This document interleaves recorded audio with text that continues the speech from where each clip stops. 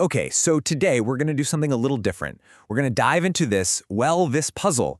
It's a document that, at first glance, honestly makes no sense at all. It's super minimal, it's cryptic, but I promise you, if we stick with it, we're going to decode it together. So the document is literally titled, "I look stupid." And that phrase alone, wow, it's a gut punch, right? It's so raw, so universal. It's that thought that I think has flashed through all of our minds at some point. And that's our way in. And this is the entire thing. A name, Cesar Solis, and a sequence of numbers, 1 through 5, just repeated twice. That's it. So you have to ask, what in the world could this possibly mean? What is this strange little combination trying to tell us? To figure this out, let's break it down piece by piece. We've got to start with the most solid thing on the page, the name. So who is Cesar Solis? Here's an idea. What if Cesar Solis isn't a specific person at all? What if it's just a stand-in, a placeholder for your name or for my name? Maybe it represents our public identity, the version of ourselves we show the world, the one that feels like it's always being watched and judged. And this really gets at a core feeling we all have, doesn't it?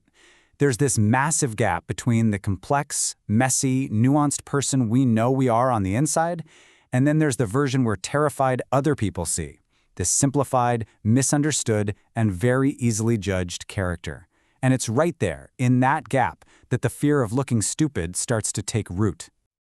Okay, so if the name is our identity under a microscope, what about the numbers? Where do they fit into this little story we're telling ourselves?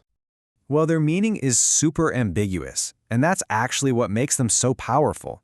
Is it a rating scale? Like you're giving yourself 1 to 5 stars on your social performance? Is it a countdown to something you're dreading, like having to speak up in a meeting? Or heck, maybe it's the opposite, an attempt to calm down, like 1, 2, 3, 4, 5. Just breathe. It perfectly captures how we're always trying to measure ourselves. Just think about that number 1 for a second. The start, the first step you take into a room, the very first moment of evaluation. It's just loaded with so much pressure. So which one is it? Is this the anxious 1, 2, 3 before you have to do something terrifying? Or is it the 1 out of 5 rating you give yourself after it's all over? That tension, between the anticipation and the judgment, that's exactly what this document is about.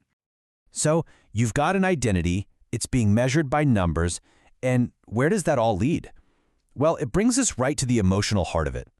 The name and the numbers, they're just the engine. The feeling, "I look stupid," is the result. In this feeling, it has a name I bet a lot of us know. It's called Imposter Syndrome. It's that little voice in your head, that nagging fear that you're not good enough, you don't belong, and that any second now, everyone's going to find out you're a total fraud. What this document does so brilliantly is it gives a voice to our own internal critic. It's the soundtrack to social anxiety. It's that relentless commentary that's just playing in the background of our minds, judging every single thing we do. All right, we've looked at all the pieces, the name, the numbers, the feeling. Now let's put them all together. Let's assemble the puzzle and see the final picture. It might look like just a random jumble on a page, but when you look closer, you start to see that it's not random at all. There's a deliberate structure here. There's a logic to the madness. It's a script. It's like we're looking at a screenplay for an internal monologue, a little 3-act play about anxiety that we perform over and over again inside our own heads. Think about it like this. Act 1, the play starts with a question of identity. Who am I in this moment? I am Cesar Solis, the public version of me, the one on stage. And then, boom, Act 2. The self-evaluation kicks in immediately. How am I performing? I'm being measured on this constant scale of 1 to 5. Am I passing? Am I failing? And finally, Act 3. The internal critic delivers its harsh judgment. And no matter what the evidence says, the conclusion is almost always the same, isn't it? And that's why it's repeated in the document. It's not a typo. It's there because this script isn't a one-time thing. It is a vicious cycle, an obsessive thought loop that just plays over and over and over. And that, right there, is the genius of this thing.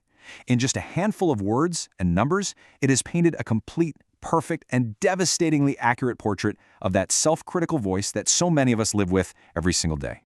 So we've decoded the script of I Look Stupid PDF. And just seeing how it works is a huge first step. But it leaves all of us with one really important question to think about. What's the script that's running in your head?